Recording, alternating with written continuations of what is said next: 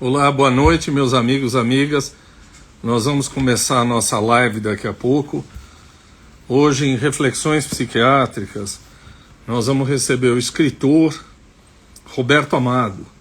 Roberto Amado é sobrinho de Jorge Amado e o título que a gente se propôs a discutir com o Roberto é Reler Jorge Amado para quê? Alguns de nós vão ler pela primeira vez, muita gente ainda vai ler pela primeira vez, mas eu acho que reler Jorge Amado é algo que deve ser feito uma, duas, muitas vezes. O Roberto entrou. Deixa eu chamar o Roberto aqui.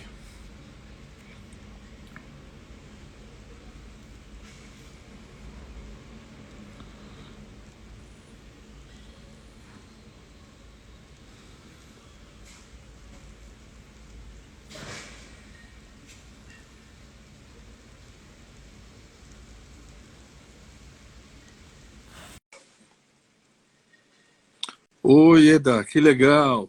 Serginho, obrigado sempre pela força, viu, Sérgio? Regina, boa noite. Opa! Roberto, Olá, prazer. tá aqui. Prazer todo meu caro. Oh, eu cortei a barba, você está deixando uma barba exuberante aí, assim os pessoal diferenciam um do outro aqui. Eu estava querendo um emprego de Papai Noel, tá? Mas está difícil. Mas você está Preciso muito longe, engordar um pouquinho. você está muito longilíneo para ser Papai Noel, Tô né? não, tô perto. Olha, a nossa entrou agora, a Mônica. A Mônica? Ah, Mônica, oi Mônica. Eu não...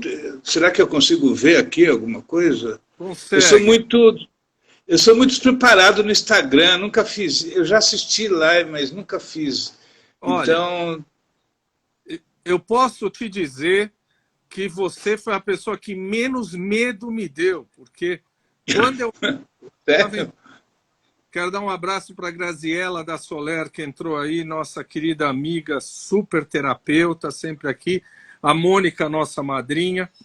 Bom, Roberto, eu estava dizendo que você é escritor e o tema que a gente ia falar hoje, embora muita gente ainda vá ler ao longo dos anos Jorge Amado pela primeira vez, o tema é reler Jorge Amado para quê? Então, você é escritor, e antes da gente começar a falar do Jorge Amado, vou saudar a professora Alexandrina Meleiro, que entrou agora. Me conta de você. Você é escritor, me conta um pouco da tua trajetória. Com prazer. Na verdade, assim, eu me considero muito escritor, sempre escritor, digamos assim, embora tenha tido uma carreira muito concentrada no jornalismo. Durante 40 anos, já vou completar mais de 40 anos. E, paralelamente, eu desenvolvi uma atividade, digamos, não, embora não profissional, no sentido de sustentabilidade, né? Mas eu desenvolvi uma atividade literária, escrevendo livros, né? Escrevi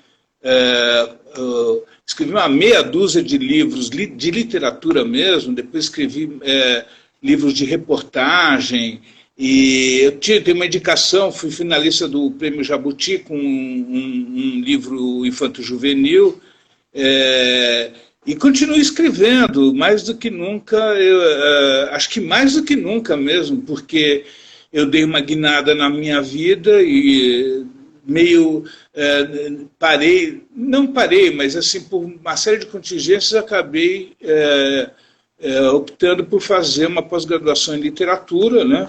E aí consegui, me aproximando mais da literatura do que o jornalismo me propiciava.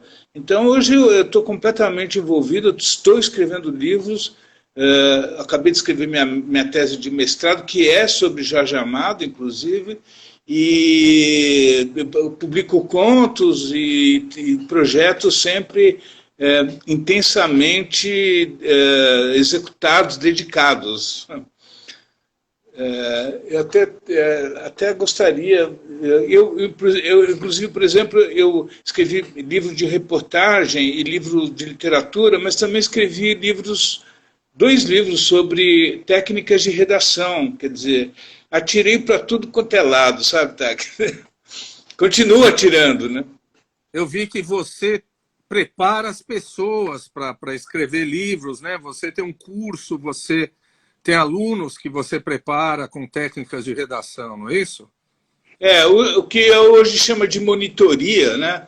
Na verdade, eu comecei dando curso, o primeiro curso que eu dei para a Secretaria de Cultura aqui do Estado, lá na Casa do Mário de Andrade, aqui na Barra Funda, e foi de iniciação e técnicas de romance, de escrever romance, que é o meu gênero favorito, tanto de leitura como para escrever. E de lá para cá eu vim desenvolvendo vários tipos de curso, inclusive de redação não literária, sabe? De técnica para o Enem, para profissionais. Enfim, eu sou um profissional da escrita. Bom, você sendo jornalista e escritor, tem muito a ver com seu tio, né? Com Jorge, que embora tenha se formado em Direito, foi para o jornalismo e depois escritor, não é isso? Então, assim, o fato de ter se formado em Direito não tem muita importância na vida dele, porque ele nem foi buscar o diploma, né? Só uma frase dele meio jocosa, mas ele gostava de repetir. Na verdade, o meu trabalho no mestrado, quer dizer, não é bem jornalismo que ele fazia, porque, digamos assim, que a atividade dele na imprensa foi nos anos 30, né, principalmente, né, nos 40, 50 também, mas ele começou mesmo nos anos 30. Ele era um comentarista, um crítico. E meu trabalho de mestrado é pegar os artigos que ele escreveu. Eu escrevi muitos artigos nos anos 30, em mais de 19 publicações. Eu colecionei de 30 a 35, cerca de 100 artigos dele, escritos por ele, sobre literatura, sobre tudo, sobre cultura, e pouca política, por incrível que pareça. Então ele tem uma atividade no jornalismo diferente da minha, né? Eu fui peão de redação, fechamento, reportagem, reescrever textos, que era um jornalismo mais moderno, né? Porque em 1930 era muito incipiente, era muito autoral. E eu fui também um jornalista autoral, mas trabalhei muito no dia a dia das redações. Mas a gente tinha vários pontos em comum, foi um prazer eu ter tido essa convergência com ele. Eu não sei, você está me ouvindo bem? Eu estou te ouvindo bem. Tá. Você não está me ouvindo?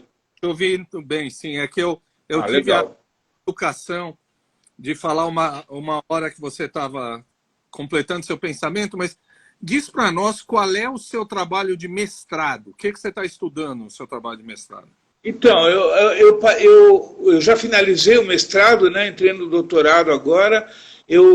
A partir de fontes primárias, que a gente chama, né, a partir dos artigos que o Jorge Amado escreveu entre 31 e 35, ele era muito jovem, ele tinha de 19 a 23 anos, né, mas prodigioso, porque já nesse período ele escreveu mais de 100 artigos em revistas literárias, em jornais, e escreveu 3 obras, né? 3 obras iniciais da carreira dele. Então, a partir desses artigos, que é uma abordagem muito orgânica, muito interessante, porque não são livros críticos, é o que ele está escrevendo ali. A partir desses artigos eu construo uma tese sobre a poética dele, sobre a transformação que ele operou na literatura naquela época, que foi os anos 30, né? Desculpa me alongar, mas você me perguntou a minha tese de mestrado, eu posso falar 2 horas aqui. Mas, rápida, para finalizar, os anos 30 foi o maior florescimento da literatura de todos os tempos nacional e também internacional.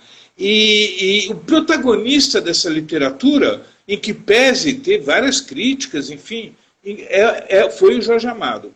Tem o Graciliano, tem o José Lins do Rego, tem Raquel de Queiroz, tem escritores fantásticos, mas o protagonista mesmo, e isso não quer dizer qualidade, isso quer dizer liderança. O protagonista foi o jovem Jorge Amado. Então, essa é a minha tese. Eu vou dar continuidade, a minha tese foi até 35, eu vou dar continuidade agora no doutorado até 1940, recolhendo os artigos dele e também expandindo um pouco para a literatura internacional com essa pegada. Eu sei que você tem um livro de memórias que foi publicado em Portugal e agora você vai publicar um livro de memórias aqui no Brasil, falando do Jorge Amado. Na verdade, não foi publicado em Portugal ainda, porque o editor me contratou para eu escrever esse livro. Foi um livro sob encomenda. Ele falou, eu quero que você fale sobre a sua vida, a sua relação com Jorge Amado. Eu escrevi esse livro, só que ele acabou tendo problemas financeiros e fechou a editora, me devolveu os livros. E aí eu fiquei segurando ele, um pouco desanimado e tal, aí o meu editor aqui ficou sempre falando sobre o livro e me convenceu agora, depois de, 3 anos que eu tenho ele, me convenceu agora de publicar, então nós estamos trabalhando na edição dele, se chama Jorge Amado, Meu Tio. Bacana. Nós estávamos falando, vamos mostrar aqui o livro, né? O livro da Josélia Aguiar, que é uma belíssima biografia sobre Jorge Amado. Você, inclusive, foi fonte. Ela me entrevistou uma vez, ela me cita aí numa relação de fontes. É um trabalho muito bom. A Josélia é da USP também, né? Quer dizer, não é mais porque ela já defendeu o doutorado ano passado, eu tive na defesa dela, inclusive, que é sobre Jorge Amado também, mas era da história, e é uma jornalista, né? Tem uma formação de jornalista, então o livro é bem... A biografia é muito técnica, né? Ela parte de documentação, e a Josélia fez isso bem. Eu não parto de documentação, eu parto das minhas loucuras, das minhas memórias, eu sou muito ficcionista, então é um saco de gatos, mas é um livro que tem muita realidade também, né? O meu, né? Essa biografia, ela é um trabalho muito inédito, porque ela consegue documentos que... o Jorge Amado não é muito estudado, por incrível que pareça, é muito lido, mas não é muito estudado. Então ela consegue revelar uma documentação bastante inédita. A Josélia...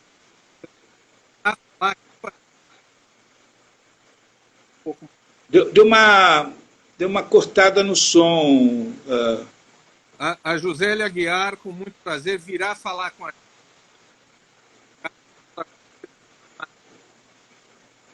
Ela ainda está ruim do som. Eu vi que a Josélia Aguiar vai estar aí, né? Que você vai entrevistar ela, né? Isso. Então, a Josélia, ela tem muito para falar sobre o Jorge Amado. Acho que é uma das pessoas que mais conhece ele, no sentido literário. Não a literatura dele, mas a vida dele, né? Eu conheço de uma maneira muito emocional, familiar, também um pouco acadêmico. Mas ela tem essa visão, ela pode falar bastante sobre a vida real de Jorge Amado. As pessoas estão dizendo que o som está ruim, então eu vou colocar aqui o fone. Eu vou pedir para as pessoas me dizerem. Eu vou pedir para as pessoas me dizerem se melhorou.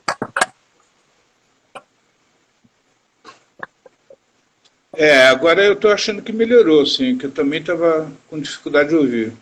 Melhorou? Estava falhando. Vamos ver agora. Pessoal, melhorou? Ótimo, ótimo, melhorou. Deixa eu só arrumar aqui, porque o que eu fiz agora foi derrubar computador, derrubar tudo. Agora deu certo, ótimo, vamos lá. Vamos falar um pouquinho. O Jorge nasceu numa fazenda, não foi? Fazenda em Itabuna. Ele nasceu numa fazenda que não era Itabuna, passou a ser, né? Que passou a ser parte da... Assim como meu pai também, né? Passou a fazer parte do município de Itabuna. Tem Fazenda Ferradas, aí há quem diga que é Pirangi, mas isso nem existe mais. Digamos que nasceu em Itabuna, tá bom demais. O pessoal está me ouvindo agora? Agora está melhor? Para mim tá bom. Quem mandou um abraço aí foi a sua prima. Qual prima? Ixi, rapaz, ela apareceu aí agora, daqui a pouquinho ela vai falar. E me conta, o seu pai, quem é dos irmãos? Porque eu tenho aqui o nome dos irmãos. Como é que chamava o seu pai? Joelson. Ah, o seu pai era o Joelson. Eles eram 4 irmãos, é isso? Digamos que sim, porque o primeiro deles morreu com 3 anos, vítima da gripe espanhola. Tá dando para ouvir, Tac? Tá dando para ouvir sim, eu quero melhorar um pouco. Era o Jofre, o Jorge... Era o Jofre, isso. O Jofre, o Jorge, Joelson e James, é isso? James, não é James, é James. James. Coisa de baiano. Repare que são os 3 têm J, né, no nome. E é uma coisa também de baiano, de adotar uma letra inicial dos nomes. De baiano, nordestino. E aí tem a família. Se você deixar, eu falo, viu? Porque tem a família. Você veio aqui para isso, vai falando. Eu falo muito. Tem a família dos G, né? A família Amado é a família que tem mais membros na Academia Brasileira de Letras. Ela é muito, assim, nobre, né? A família dos G, que são primos dos meus pais, foram 11, né? O Gilberto Amado, o Gilson Amado, o Genolino, são pessoas muito importantes na nossa cultura. O Gilberto é também da Academia Brasileira de Letras, o Genolino também, aí tem o Jorge, né? E tem outro personagem da Academia que não é exatamente do sangue Amado, mas é a Zélia Gattai, que é mulher do Jorge Amado, minha queridíssima, uma figura incrível que é a Zélia Gattai. Então nós somos 4 membros, falta eu, né, Tax? Não, mas daqui a pouquinho você vai estar tomando chá na academia, tá bom? Legal. Fadão. Escuta, a sua prima é Natália Amado, tá certo? Natália, de Sergipe, querida Natália. Ela é da turma de Sergipe, porque os Amados, eles têm origem em Sergipe. É uma história bastante interessante, assim. É a família grande, muito amável, assim, sabe? Por isso que é Amado, né? Natália, se ela estiver aí, manda um beijo para ela. Eu não conheço ela pessoalmente, não, é incrível, mas a gente já conversou bastante. Bom, o Jorge, a gente começou dizendo que ele foi para o Rio de Janeiro, estudar Direito. E você estava dizendo que nem o diploma ele pegou, não é isso? Isso. Ele começou a se misturar já com jornalismo. E aí, como é que foi? Como é que foi esse início? Ele já chegou no Rio com o primeiro livro dele, não foi?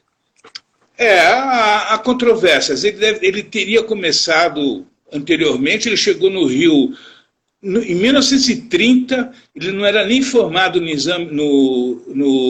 ensino médio, ele tinha 18 anos, ele foi para o Rio porque o pai dele, meu avô, o Coronel João, mandou ele lá porque ele queria casar com uma moça de 17 anos lá em Ilhéus, e aí o Coronel João falou, não, você vai para o Rio primeiro, aí ele foi para o Rio. E aí ele começa a se envolver, porque ele era muito talentoso, prodigioso, mas ele era também muito ambicioso, mas ele tinha uma arrogância intelectual muito grande para um cara que estava vindo da Bahia. Então ele começa a se envolver, ele já estava em 31 exatamente, ele começa a se envolver com os intelectuais do Rio, e em 31 ele lança, ele já tinha o livro, né? E ele lança o primeiro livro dele, ele tinha então 19 anos, era um adolescente, quando ele lança O País do Carnaval, que teve um impacto muito grande. Chama-se O País do Carnaval. E aí, eu estava lendo aí que era mais um dos grandes nomes daquilo que o pessoal chamava do segundo tempo modernista, do regionalismo, não é isso? Que você já estava falando, que era o Graciliano. E uma outra coisa muito curiosa é que ele dedica, inclusive, eu tenho aqui algumas primeiras edições, que eu gosto muito de primeira edição. Sério? Nossa, passa para mim. Eu tenho uma primeira edição aqui, que ele dedica na época para uma grande amiga dele, que era a Raquel de Queiroz. Essa é uma primeira edição autografada, 1936, do Mar Morto. Do Mar Morto. Né? Ele dedica a Raquel de Queiroz. Aliás, eu estava vendo uma história que a Raquel publicou o 15 em 1930 com 19 anos. E ninguém acreditava, ninguém acreditava que uma mulher pudesse escrever um livro, né? Nordestina, mulher com 19 anos, acharam que era o pai dela. Mas o Jorge Amado era muito amigo dela, né? Ele se envolveu com os intelectuais todos, não é isso? Essa época há um florescimento de escritores, atividade intelectual, né? Foi logo depois da Revolução. Foi na Revolução de 30, onde houve uma chamada Revolução, né? O Jorge falava que era revolução, ele viveu. Não foi só um golpe. Houve uma mudança na ordem social e econômica do país com o poder do Getúlio Vargas, né? E aí, ao mesmo tempo, não sei quais são os motivos disso, houve um desenvolvimento das atividades culturais, né? Como eu falei, foi um momento de maior florescimento da literatura brasileira de todos os tempos, né? Lembrando que o modernismo, o chamado modernismo que ocorre na década de 20, foi um movimento localizado em São Paulo, né, que repercutiu grandemente na nossa cultura, mas ele não foi muito produtivo em termos de obras literárias, por exemplo, né? Teve grandes obras, mas não teve esse estouro de produtividade. Ao contrário da década de 30, que alguns autores atribuem modernismo, pós-modernismo, modernismo 2. Eu não gosto muito desses rótulos, mas a década de 30 ele foi, respondendo a sua pergunta, ela foi marcada por uma grande quantidade de escritores e de obras. Eu calculo que tenha sido mais de 150 escritores, mais de 300 obras, mas é uma estimativa, né? Nessa época, né? É claro que permaneceram uma meia dúzia, mas meia dúzia é muito. Então, Jorge Amado, Graciliano... Na década de 30 foi o começo onde o brasileiro do Sul já começou a ter contato com o brasileiro do Nordeste, com o brasileiro do Norte, porque antes ninguém sabia o que cada um escrevia, não era isso? Exatamente. Principalmente surge uma voz nordestina, que é uma voz que o Nordeste ele era ignorado. Dane-se, vire-se aí, entendeu? Os problemas do Nordeste eram os problemas do Nordeste, não era do Brasil. E a partir de 30 surge essa voz nordestina, nesses autores que eu citei, Graciliano, Jorge Amado, Raquel de Queiroz, José Lins do Rego, Amando Fontes. Tem uma infinidade, mas esses são os principais. Jorge de Lima, escritores maravilhosos. E que trazem para o Brasil essa voz nordestina, essa cena nordestina com os personagens, os comportamentos, os ambientes, os problemas, né? A problemática do Nordeste, então se desvenda esse Nordeste. E no Sul, é legal você falar isso, porque o Sul, embora tenha sido não tão pródigo em termos de produtividade, também é uma referência, né? A gente tem o Érico Veríssimo, por exemplo, que é um grande escritor e que lançou as bases da literatura no Sul, trouxe escritores estrangeiros, o Somerset Maugham, e trabalhou na editora Global, criou outros polos da literatura que não o Rio de Janeiro. O Rio de Janeiro era a capital, era onde acontecia tudo, né? Aliás, não sei se é na casa de Jorge Amado que tem uma correspondência, um acervo de correspondência dele enorme, que ele diz que só depois de 50 anos da morte dele é que pode abrir tudo. E ele tem muitas cartas com o Érico Veríssimo, né? Eles se davam muito bem, inclusive. Eles foram grandes amigos. Aliás, o tio Jorge falava sempre que nessa época tinha só 300 escritores no Brasil, pessoas dedicadas, e que todo mundo se conhecia. E era verdade, né? Ele tem uma grande correspondência com o Érico Veríssimo, Graciliano, com todos escritores, jornalistas. E só para esclarecer, em Salvador tem duas bases Jorge Amado. Tem a Fundação Jorge Amado, que fica no Pelourinho, e que é onde se tem a documentação dele. Não é muito turístico, tem lá um barzinho, umas fotos, mas principalmente é onde estão guardados os documentos dele, pessoais, cartas, enfim, tudo está lá, primeiras edições. E aí tem a Casa Jorge Amado, que é um ponto turístico cultural, fica no Rio Vermelho, casa que eu frequentei muito quando era criança, e que ali tem, tem assim, um conjunto de um acervo de filmes, produções, fotos, que é muito interessante, aliás. A casa é muito interessante, tudo. Se você me permitir, eu vou mostrar um outro camarada aqui, um outro intelectual da época, o Tomás Santa Rosa, que era cenógrafo, era artista plástico, que fazia as capas do Jorge Amado, do Graciliano Ramos. Eu tenho aqui, por força de curiosidade, a primeira edição do terceiro livro dele, que é o Suor, que é ilustrado pelo Santa Rosa. E o quinto livro dele também, que tem a primeira edição aqui, Capitães de Areia, também o Santa Rosa, que era um artista que fazia as capas de todo mundo, né? Muito bom, hein? O Santa Rosa foi um artista fundamental nos anos 30. Ele ilustrou o livro de todo mundo, ele fazia essa conexão, ele conseguia traduzir essa voz nordestina em imagem. Pena que não deveria ter. A gente deveria falar mais do Santa Rosa, fazer exposições retrospectivas, porque ele foi um gênio das artes plásticas no Brasil nos anos 30 e depois seguiu em frente também, né? Obrigado por lembrar do Santa Rosa, que é um cara fundamental. Eu sou velho, cara. Eu fico lembrando essas coisas. Eu tenho um Alzheimer galopante. Eu não lembro o que eu comi hoje, mas as coisas lá de 40 anos atrás eu lembro. Eu sei como é que é. Outra coisa que é muito interessante é a entrada do Jorge Amado no Partidão, né? E onde teve uma influência, estava lendo aqui, da Tarsila do Amaral e do Osório César, né, que era marido dela. Aliás, essa semana quem eu conversei muito gentilmente que vem falar da Tarsila do Amaral é a Tarsilinha do Amaral, sobrinha neta da Tarsila do Amaral, que vem falar da Tarsila do Amaral aqui com a gente. Mas aí o Jorge entrou no PCBão, não foi?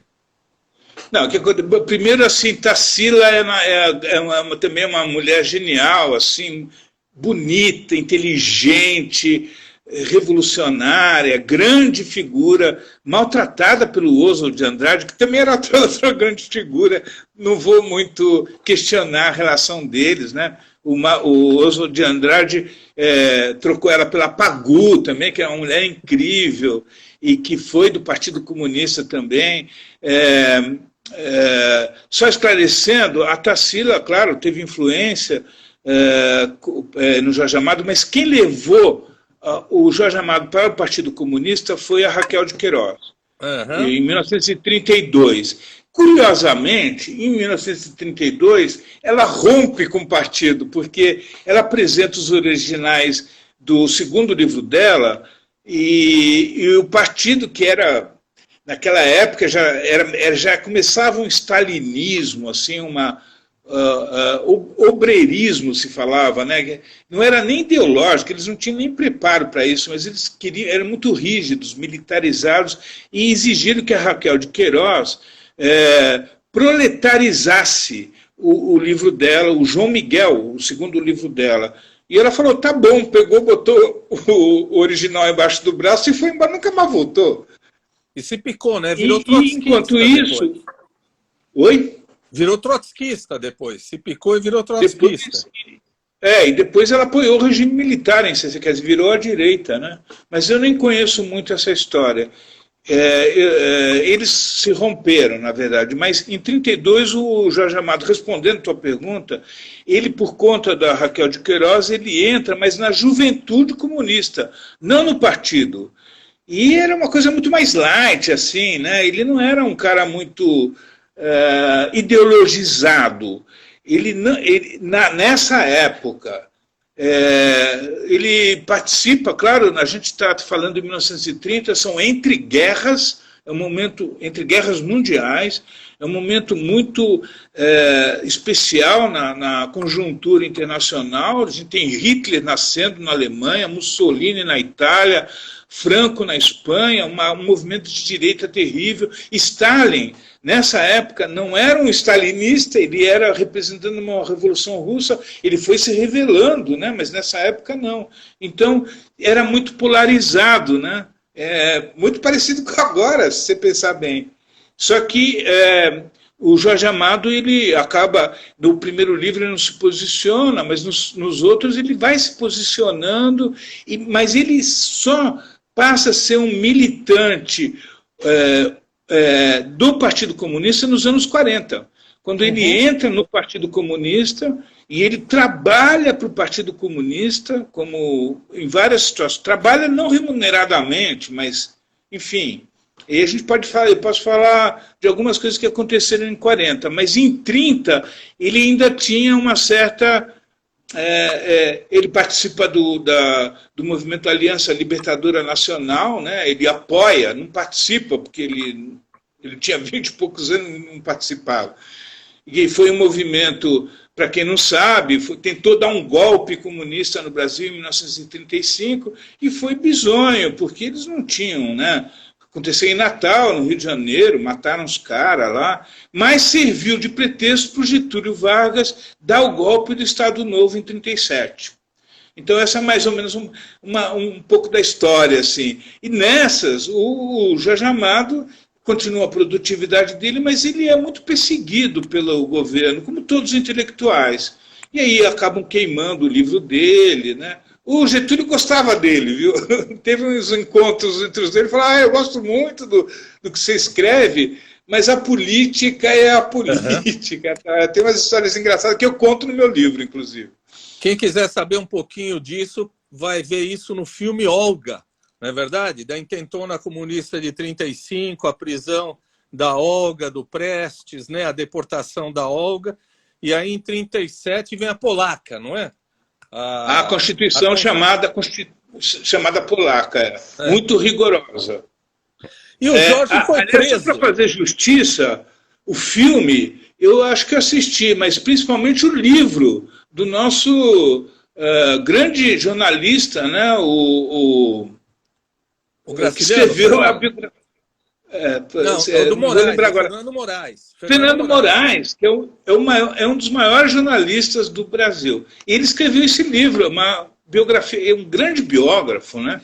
Ele escreveu o livro Olga, no qual foi inspirado o filme. Acho que também vale a pena ler e assistir Memórias do Cárcere, porque o Graciliano foi nessa, foi preso na Ilha Grande, é esse momento aí que nós estamos falando, não é? Ele acaba sendo preso, curiosamente, antes do Estado Novo, né, do golpe do Estado Novo do Getúlio. Acho que ele foi preso em 1936, Mas ele vai escrever esse livro, que é uma obra incrível, né? Graciliano é um grande escritor, inclusive as famílias Ramos e a família Amado se cruzam, né? Porque tia Luísa Ramos, que é filha do Graciliano, ela casou com o tio James, que é irmão do Jorge Amado. Então, as famílias se cruzam. Bom, eu não lembro de outra situação, porque quando eu nasci já estava todo mundo ali no mesmo barco, né? Tanto que o Ricardo Ramos... Sim. Fala você, que eu estou tagarela demais. Fala você. Não, eu que estou falando muito. Eu só queria dizer que o Ricardo Ramos... Ele esteve aqui. Sim, eu sei. Ele é nosso... E o Rogério, que é o irmão dele, tem a Mariana também, que é a irmã. Mas o Caco, o Ricardo Ramos, ele é lá da U. O Rogério também fez letras, mas o Rogério não fez pós-graduação. E o Ricardo fez. E são amigos de infância, assim, eu nem sei distinguir. Eu até queria chamar ele, o Ricardo, falei para o Caco, né? Desculpa, eu chamo ele de Caco, porque é um apelido de infância, é meio ridículo. O Ricardo, eu chamei ele para a minha banca de mestrado, mas eu não pude, porque ele é considerado parente meu. Né? E eu fiquei até surpreso, mas ele não é meu pai, mas né? No fim, é um parente. Também é um grande escritor. O pai dele era um escritor fantástico, Ricardo Ramos, filho do Graciliano. Uhum. Enfim, literatura é o nosso negócio. Né? E vamos lembrar que Memórias do Cárcere foi publicado após a morte do Graciliano. É um livro póstumo. É um livro póstumo. Ele, enfim, ele fez... eu acho que ele não queria... tem umas histórias aí que eu acho que o Caco é que pode contar para você melhor, o Ricardo Ramos. Ele me contou essa história, eu sei ela, mas eu prefiro que ele te conte. Ela deve ter contado aqui, né, a história. Sim, contou.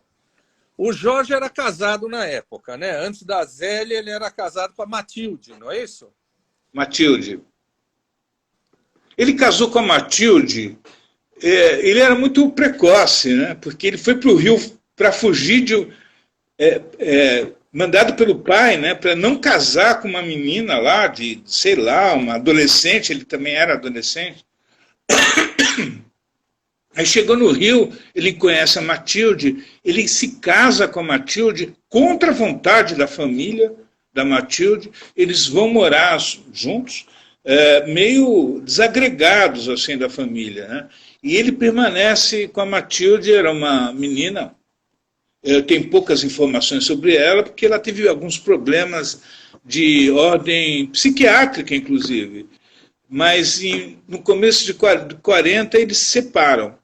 Eles tiveram uma filha chamada Lila, e é uma prima minha, né? Eu tenho uma conexão meio... É engraçado, eu tenho uma conexão meio misteriosa com ela, porque eu não conhecia, ela morreu em 49, vítima do lúpus, que na época não tinha corticoide para tratar, enfim, ela morreu nos braços do meu pai, que era médico, estava lá no Rio, né? Eu nasci no Rio, inclusive, e o tio Jorge não estava no Rio, ele estava exilado na Europa. E nem pôde voltar para o Brasil para acompanhar os dias finais da Lila. Mas a Matilde, enquanto ele era casado com a Matilde era uma pessoa que lia muito os romances dele, criticava, tanto que os primeiros romances ele dedica a ela, não é isso? Sim, sim. Eles escrevem um livro juntos, um livro infantil juntos, em 1934, 35, que é pouco conhecido.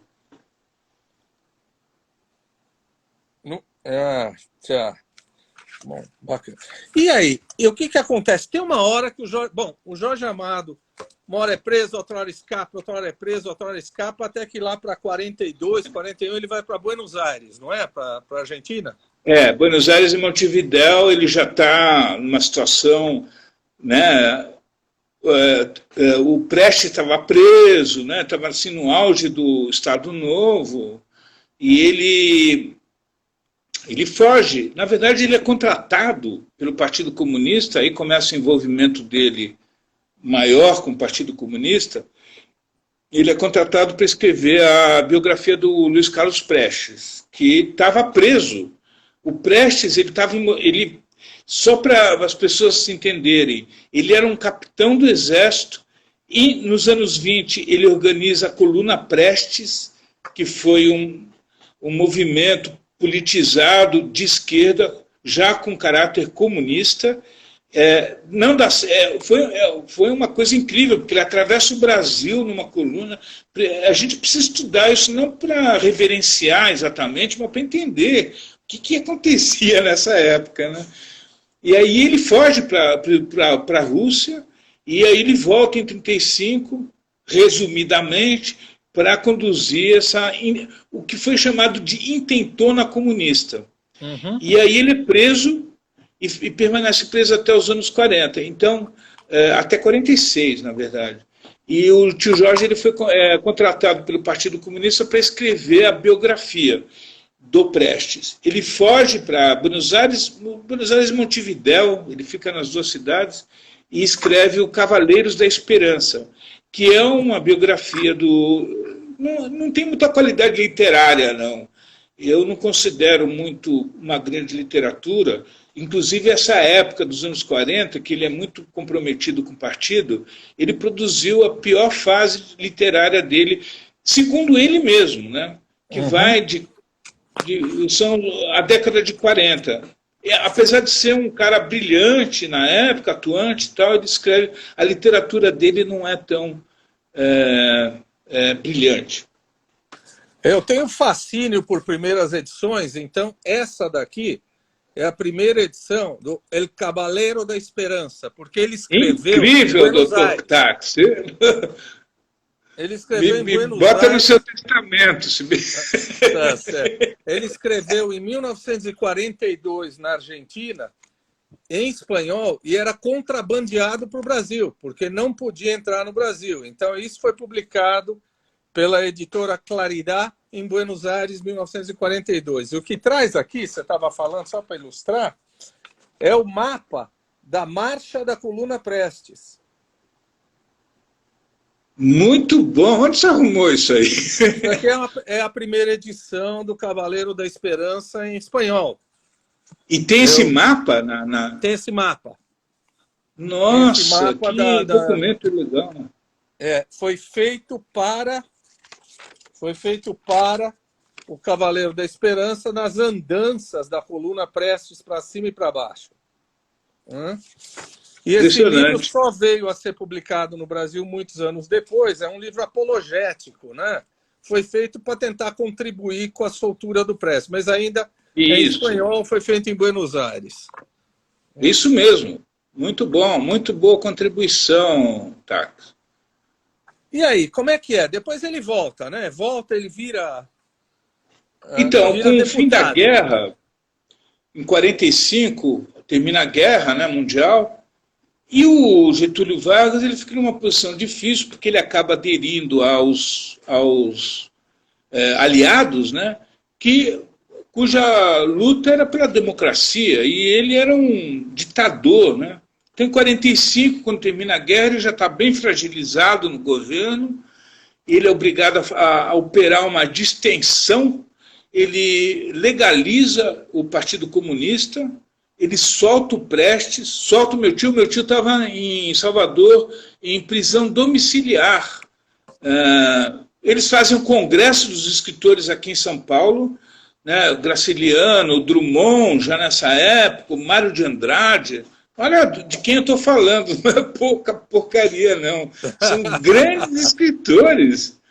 E o Jorge Amado ele é um dos articuladores do Congresso dos Escritores, que ocorre em 45 em São Paulo, e ele vem para São Paulo. É muito importante esse momento que ele vem para São Paulo, para a minha vida, porque para a vida dele também, porque vindo para São Paulo, participar do Congresso dos Escritores, e, enfim, ele faz várias coisas importantes aqui em São Paulo. Uma delas é que ele contrata como assistente a minha mãe, que era uma mocinha paulistana, judia, né, poliglota, muito culta. Ele contrata a minha mãe, que devia ter, sei lá, 19 anos. E aí meu pai, que está no Rio de Janeiro, médico, ele vem visitar o tio Jorge aqui em São Paulo e conhece a minha mãe e se casam. E aí, por isso, se não fosse o Jorge Amado, eu não estaria aqui hoje. E ele também conhece a Zélia Gattai, que era paulistana, uma moça muito bonita, envolvida com a intelectualidade, com o Partido Comunista local, e casada, quer dizer, já estava separada, né? Naquela época não existia o divórcio, ela estava separada do Veiga, o sobrenome dele é Veiga. Inclusive, até conhecia a neta dela. A Zélia teve um filho com esse Veiga, e aí, não estou conseguindo lembrar o nome, Veiga era o sobrenome. E aí, o Jorge e a Zélia se encontram, uma paixão repentina, louca, e imediatamente vão morar junto, contra tudo e contra todos, né? Porque nós estamos falando da década de 40, que uma mulher que era separada do marido, ela era prostituta, para não dizer outra palavra, para baixo, né? Mas ela rompe com esses padrões, vai morar junto com ele, eles não se casam, porque não podia casar, inclusive. Uhum. E, ao mesmo tempo, ele se candidata a deputado federal pelo Partido Comunista, a pedido do partido, ele já era um nome conhecido, famoso, e ele se candidata, ele ganha as eleições com 300 mil votos aqui em São Paulo, pega a Zélia, vai para o Rio, porque lá estava o parlamento, né? E vai morar no Rio, volta para o Rio de Janeiro, e aí participa da Constituinte de 48 como deputado federal. Escrevendo também o tempo todo, né? Ele foi o deputado, assim como você disse, mais votado de São Paulo, né? A gente teve aqui o professor Silvio Nunes, que é um jurista, e ele fez questão de dizer que até hoje a lei que permitiu, que assegura direito à liberdade de culto, foi do Jorge Amado. Isso mesmo. Até hoje vigora, que é um grande feito do Jorge Amado como político. Isso mesmo. Inclusive, na Constituinte de 88, eles pegam revigoram essa lei, mas mantêm o espírito que levou o Jorge Amado a propor e fazer acontecer. É uma lei muito importante para nós. E que nem sempre é lembrada que o autor foi o escritor e político da época, Jorge Amado. A nossa amiga psicóloga, Adriana Sávio, está dizendo, eu vou entrevistar você, Adriana, que o avô dela foi da coluna Prestes. E ela sabe todas as fofocas de alcova, porque ela já falou aqui que a Zélia Gattai era da Moca. É isso aí. Na verdade, vamos fazer justiça. A Zélia Gattai, minha querida tia, eu estou vendo aqui que a Vânia Barbosa escreveu, lembrou do nome do Aldo Veiga, que era o primeiro marido da tia Zélia. Cara, a Zélia Gattai... A gente pode ser desmemoriado, mas os nossos amigos aí sabem tudo. Eles vão mandando aí pra gente. Ainda bem. A Zélia Gattai escreveu o primeiro livro dela, ela escreveu com mais de 60 anos, uma mulher talentosíssima, viu? Eu posso falar 2 horas sobre ela, que era uma mulher muito interessante. Mas ela escreve um livro, ela escreveu 17 livros e ela entrou na academia, mas o primeiro livro dela, que é o melhor, se chama Anarquistas Graças a Deus. O título original do livro era Alameda Santos, número 5, que é aqui nos Jardins, era onde eles moravam. Eles foram da Moca no começo, mas depois foram para Alameda Santos, numa espécie de fazenda, isso no começo do século XX, né? E aí depois na editora é que o Alfredo Machado é que propôs esse nome, Anarquistas, graças a Deus. É um livro maravilhoso, gente. É um livro que você lê embevecido, assim, para quem é de São Paulo, principalmente. Roberto, você tem muita coisa para contar. Eu vou pulando partes aqui, só para lembrar que o Jorge Amado era da mesma bancada do Carlos Marighella, que era do Partido Comunista, né? E o Jorge caiu muito amigos. Foram muito amigos. E o Jorge caiu fora do partido em 56, quando o Khrushchev foi lá e delatou tudo que o Stalin fez, né? Aí tem uma mudança na escrita do Jorge Amado, né? Primeiro ele era um camarada mais vinculado, era uma escrita mais politizada, mais comprometida. Em 58 ele escreve Gabriela Cravo e Canela, não é? Aí ele muda a escrita dele, ele deixa o panfletário e vai embora, não é isso? Esse é um dos momentos que eu mais admiro nele, sabe, Tax? Porque ele, na verdade, ele começa a se decepcionar com o Partido Comunista quando estava na Europa, exilado, e ele já ouve notícias de pessoas, escritores, amigos dele. O André London, por exemplo, ele foi preso, um grande escritor que participou da Revolução Espanhola. Tá? Ele foi preso e torturado na União Soviética stalinista, né? Porque havia... Bom, a história é longa, mas, enfim, ele começa a se decepcionar. E Stalin, para ele, era Deus, não era menos, ele falava isso. Mas ele começa a se decepcionar com a Rússia, a União Soviética stalinista, e em 54 morre o Stalin. Tem coisas de data aí que a gente pode arredondar, né? Mas a verdade é que a grande motivação dele não foi nem isso, porque ele já sabia que a coisa não estava prestando mesmo nessa altura. É que ele queria escrever. E aí, entre 1950 e 58, ele para de escrever por 8 anos. Quando um escritor para de escrever por 8 anos, para ele, que escrevia um livro por ano, é uma coisa muito significativa. E ele voltar a escrever... É muito difícil você ver um escritor voltar a escrever depois de 8 anos completamente transformado.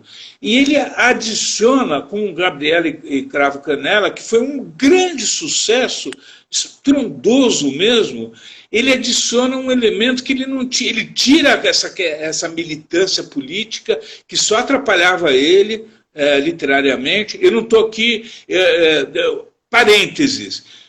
Tio Jorge desde o começo até o fim da vida, foi socialista. Eu gostaria de deixar isso claro, para não haver entendimento de que ele foi à direita. Nós somos socialistas com muito orgulho. Tá? Bom, fechado parênteses, ele deixa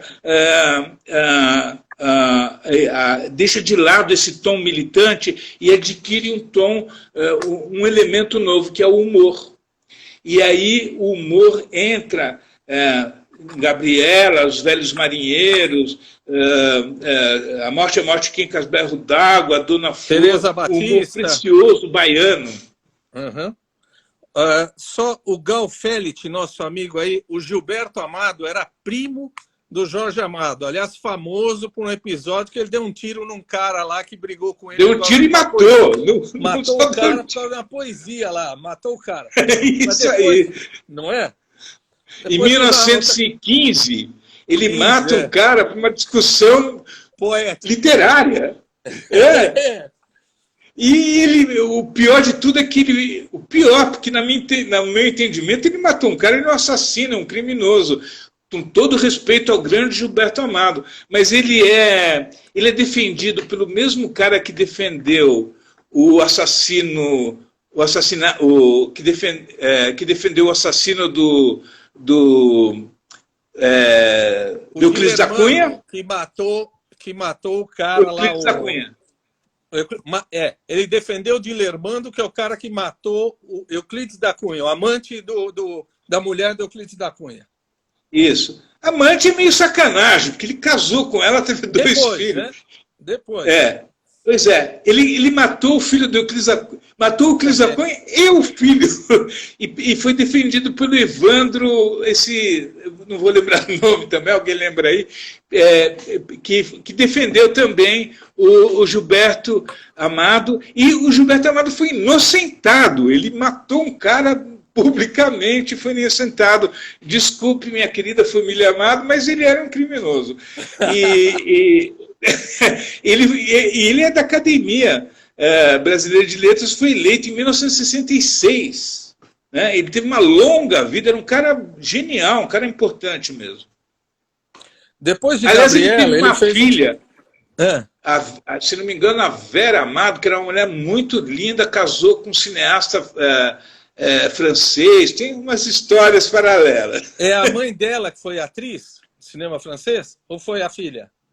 Acho que foi a filha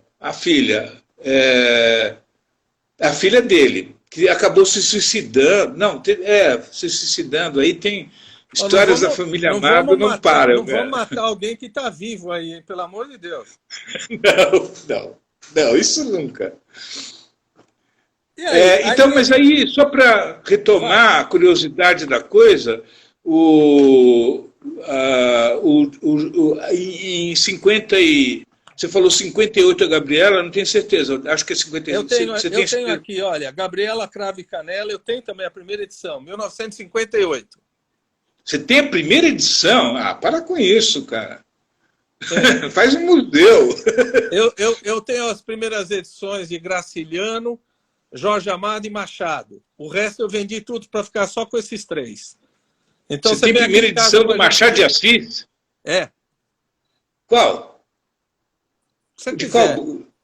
Se você quiser. Você sabe que tem a primeira edição lá no IEB, né? Não é IEB, na Brasiliana, lá na coleção Mindlin, né?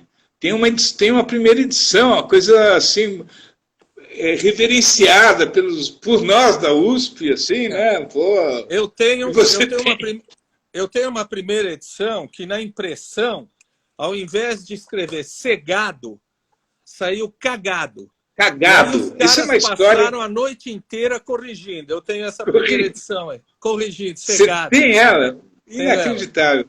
Aliás, só para fazer justiça, na coleção José Mindler tem o original, não é só a primeira edição. Tem lá a primeira edição também. E aí, o que você gosta do Jorge Amado, segundo Jorge Amado? O Jorge Amado picaresco, o Jorge Amado das prostitutas. Aliás, eu estava lendo que o primeiro prostíbulo lá de Ilhéus chamava Bataclan, que foi o nome que ele usou depois de um monte de coisa aí, não foi? Isso aí. Ele era um personagem, o Bataclan é um personagem de alguns livros dele. Acho que o Terras do Sem Fim, São Jorge dos Ilhéus, acho que até no Gabriela aparece o Bataclan. E o que eu gosto do Jorge Amado, eu acho assim... aproveitando a pergunta que você faz, né, para que o teu bordão aí do seu empreendimento aqui, para que ler Jorge Amado, né? Muita gente vai dizer, porque ele mostra uma realidade, porque ele desenvolve personagens. Então, eu acho que o grande mérito de Jorge Amado, principalmente para as gerações agora, né, mais jovens, ou nem tão jovens assim, na casa dos 30, é que ler o Jorge Amado é um prazer, é resgatar o prazer da leitura de um romance, que está muito... A impressão que eu tenho é que está perdido aí na atualidade contemporânea, né? Esse acho que é o grande mérito ele é um romancista orgânico, capaz de produzir obras de romances daqueles que você pega e não larga.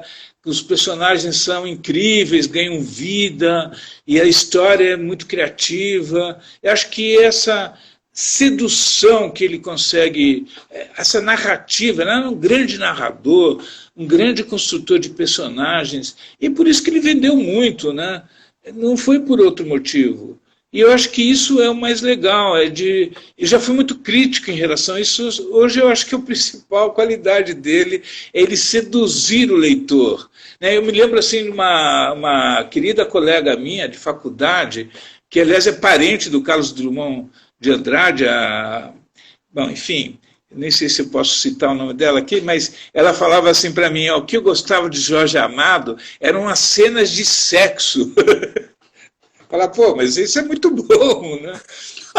É, O cara lê 7,5 semanas de amor aí, como é que é? Tons de cinza, como é que chama essa porcaria que eu nunca ouvi? Esquece de ler Jorge Amado, pô. pois é, né? Que ele tinha essa. Ele é erótico, mas assim, de uma maneira Sensual, bem sensual. contada, né? É. As mulheres. Tem essa coisa da prostituta que ele foi muito criticado por uma certa corrente, digamos, de crítico, porque acusavam ele de valorizar a prostituição. Eu acho que isso é uma maneira de ver um pouco limitada, porque ele se defendia dizendo, mas isso é a vida delas, e eu estou valorizando elas porque elas são pessoas, seres humanos. E aí, na esteira dessa crítica, tem a crítica também de dizer que ele era machista. Agora, por exemplo, o Teresa Batista Cansada de Guerra, que é um livro muito forte. Ele escreveu nos anos 80, ele estava deprimido, que a minha vovozinha tinha morrido, mãe dele, e ele escreveu esse livro de uma história de uma prostituta que sofre muito, é vendida e tal. É uma grande mulher, um grande personagem. Ele é muito criticado por valorizar a prostituta, por ser machista, e, no entanto, na Itália existe um movimento feminista que se chama Teresa Batista Cansada de Guerra. Então, aí você fala, não, isso tudo é muito discutível, né? Eu acho até que ele foi na época, nos anos 60, ele segurou essa onda da mulher. Eu acho que ele vivia numa sociedade, a gente vive ainda, né, numa sociedade extremamente machista, e ele fez o que podia, né? Não estou dizendo que ele era um grande revolucionário da causa, não é isso, da causa da mulher e tal, mas também eu acho que ele ousou falar da mulher com um olhar que não existia na época. Não estou aqui defendendo ele nem atacando. Não. Uma amiga muito querida aí me passou há pouco, antes da gente começar a entrevista. Você sabe que tem umas cartas dele do Instituto Moreira Salles. Tem uma carta dele, aliás, quem quiser ver uma carta de amor dele, Jorge Amado para Zélia Gattai. É uma carta de amor linda, chama ela de negrinha o tempo todo. Tem outro negócio do Dorival Caymmi, uma carta do Dorival Caymmi para ele. E aí entrar nisso, que ele responde isso que eu vou te perguntar, para uma fã que escreve para ele. O Jorge Amado tinha o título de Obá, não é isso? Ele estava ligado ao candomblé e tal, mas ele continuava materialista, não é? Sim. Ele dizia assim, o materialismo não me limita. Cara, você sabe tudo. Mas é importante perceber o seguinte, ele não era um religioso. Ele não ia lá, ele não seguia rituais, ele não tinha essa conexão religiosa com o candomblé. Ele tinha uma grande conexão cultural. Então, ele defendeu a liberdade religiosa, ele defendeu, fez a lei que assegura isso, mas é porque ele dava força, ele... como Obá, ele punha lá as roupas brancas, fui com ele no candomblé, com os colares, e faz todos, participa das homenagens como um estimulador, um parceiro dessa manifestação religiosa. Era amigo da mãe menininha, das mães todas lá, enfim, e tinha um grande respeito, mas ele não era religioso. E aí muitas vezes me perguntam, mas ele era um grande devoto? Não, ele não era um grande devoto. Ele era um grande aliado dessa manifestação cultural que é tão importante para nós, né? Ô, Roberto, eu disse que você sabe tudo, porque você sabe até a palavra que ele usou na carta. Perguntam para ele, o senhor crê em candomblé? E ele diz, um dos meus personagens, o mulato Pedro Arcanjo, na Tenda dos Milagres, diz o seguinte, eu sou materialista, mas o materialismo não me limita, não me reduz. E aí ele fala da relação dele com a cadeira de Obá, no axé. Quer dizer, na carta ele fala exatamente, rapaz, a palavra que você usou, não me limita. Pô, você tá Ele bom de dizia que memória, rapaz. Não, pô, algumas coisas. Mas ele dizia que o Pedro Arcanjo, que é esse personagem principal do Tenda dos Milagres, é o personagem com quem ele mais se identifica, ele pessoalmente. Então ele tem essa projeção, né? Porque os outros personagens não são tão identificados com ele, né? Ó, Roberto, Marcos Araújo está dizendo que eu tenho orgulho de ter sido colega de classe no primário do Roberto. O Marcos tá com a memória lá atrás, pô.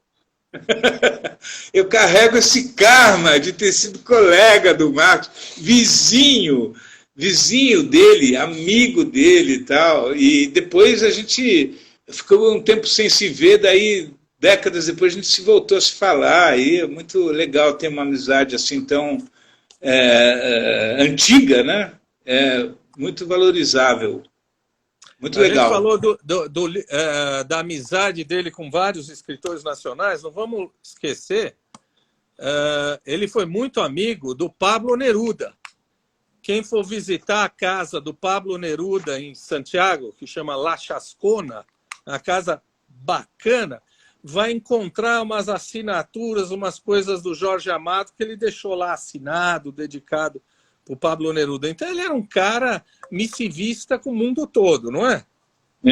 O Pablo Neruda morou com ele e com a tia Zélia em Paris, depois, quando ele se autoexilou na década de 40, e os dois foram expulsos da França, né? 2 anos depois, eles foram expulsos, assim, eles demoraram muito para entender por que eles foram expulsos, mas o Pablo Neruda, ele foi padrinho da Paloma, que é filha do Jorge, e não tinha madrinha, então ele foi padrinho e madrinha da Paloma.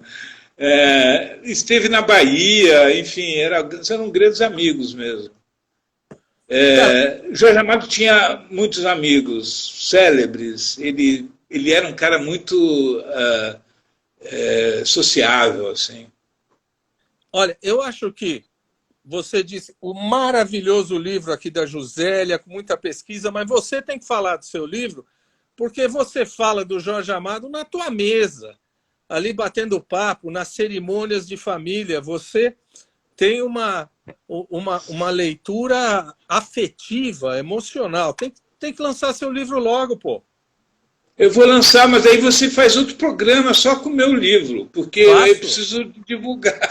Não, faço. Aliás, esse programa vai para o YouTube e podcast.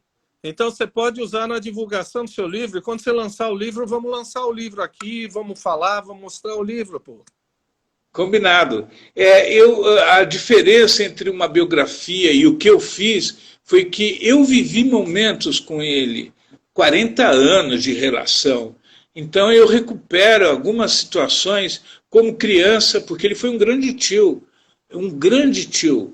Eu até escrevi uma carta, quando ele morreu, escrevi uma carta para a tia Zélia, falando assim, pô, apesar de eu ser escritor e de estar envolvido com a literatura, o Jorge Amado foi muito importante para mim como tio.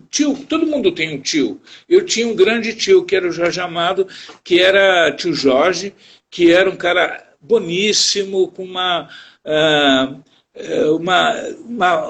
afabilidade muito afável, e ele tinha uma característica muito diferente da grande maioria dos adultos, que ele prestava atenção nas crianças. Ele ouvia as crianças, ele conversava com as crianças. Uma coisa que eu tenho naturalmente hoje, assim, é de não ser babão com criança, mas de conversar mesmo. E aí eu tive uma relação com ele ao longo da infância, depois na adolescência, quando eu me introduzi na literatura, e depois como escritor mesmo, ele leu meus livros, ele mandava cartas, ele comentava. Então eu tive o privilégio de me relacionar muito emocional, como amigo, como sobrinho e como ele dizia, como colega de profissão, né? Como parceiro como escritor. Então, esses momentos que são só meus, ninguém pode recuperar eles com documentos, nada, só meus. Eu digo até que são memórias minhas, biografias minhas, uma biografia, não é biografia, mas são memórias minhas, em que o centro da atenção é o Jorge Amado. E não é pouco isso, porque ele foi um tio, como todos têm tios incríveis, tal, mas eu nasci em 56, ele já era um escritor muito famoso. Eu vivi essa trajetória dele já de cara, como uma grande celebridade. Tanto que é uma coisa meio natural para mim estar com celebridades, né? Convivi por conta dele com grandes celebridades. Dorival Caymmi era um deles, né? Até conto umas histórias que eu passei com Dorival Caymmi. E outros também, né? O livro Roberto, tem isso, sabe? Tem esse cenário de celebridades que, para mim, eram pessoas do dia a dia. Roberto, essa é a diferença de ter um convidado brilhante. Porque você me salvou. Sabe por quê? Porque eu, como psiquiatra, eu fiquei perguntando para você só de questões factuais. E eu fiz a maior bobagem, o maior furo que um psiquiatra podia fazer, que não é perguntar da tua emoção em relação ao tio. Então você, que é um cara brilhante, você me salvou. Você falou da tua emoção, da tua memória afetiva, da tua memória emotiva. Você me salvou, não preciso rasgar o diploma, tá bom? Isso eu vou acrescentar no meu currículo, hein, Tati? Assim, salvei o psiquiatra. Coloque aí. Eu só queria dizer, por fim, do que foi a morte dele. Fala aí. A morte dele. O meu pai eles eram muito ligados. Tio Jorge amava profundamente o meu pai. E ele sempre se falava, tio Jorge ligava às 5 horas da manhã, meu pai na cama, minha mãe, eles ligavam e falavam baianês ali, incompreensível para quem estava de fora. Meu pai, ele teve um problema na vista, ele teve muito cedo, com 38, 40 anos, ele teve uma degeneração da retina. Ele era médico e ele foi perdendo a capacidade visual até que foi obrigado a abandonar a profissão, né? Porque ele já não via mais. E logo com 50 e poucos anos, quer dizer, eu quando nasci ele tinha 38, eu só conheci meu pai meio cegueta ali, né? E o tio Jorge, ele teve exatamente esse problema com 80 anos. Pouco se fala nisso, mas ele foi perdendo a capacidade de ler e de escrever. Ele viveu até os 89 e numa penumbra. E o pior disso é que ele entrou em depressão por causa disso. Ele teve uma doença ali não diagnosticada, porque ele perdia a consciência, né? Meu irmão, que é médico, ele fala que nunca foi diagnosticado. E ele mergulhava numa inconsciência, uma espécie de sono. Ele obedecia a ordens, mas não elaborava, quer dizer, toda aquela grande alegria que ele tinha, aquele senso de humor, aquela criatividade foi-se, né? E a gente assistiu uma lenta agonia dele, que foi muito triste para todos nós, né? Ele era muito amado, né, pelo nome.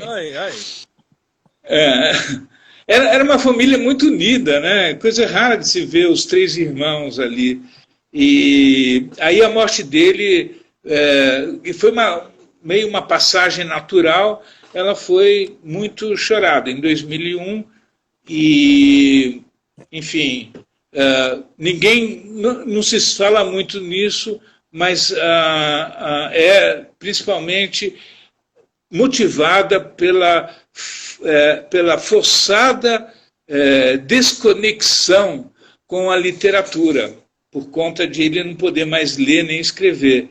E eu gosto de falar isso porque estamos todos da família, muitos, né, não todos, conectados profundamente com a literatura e é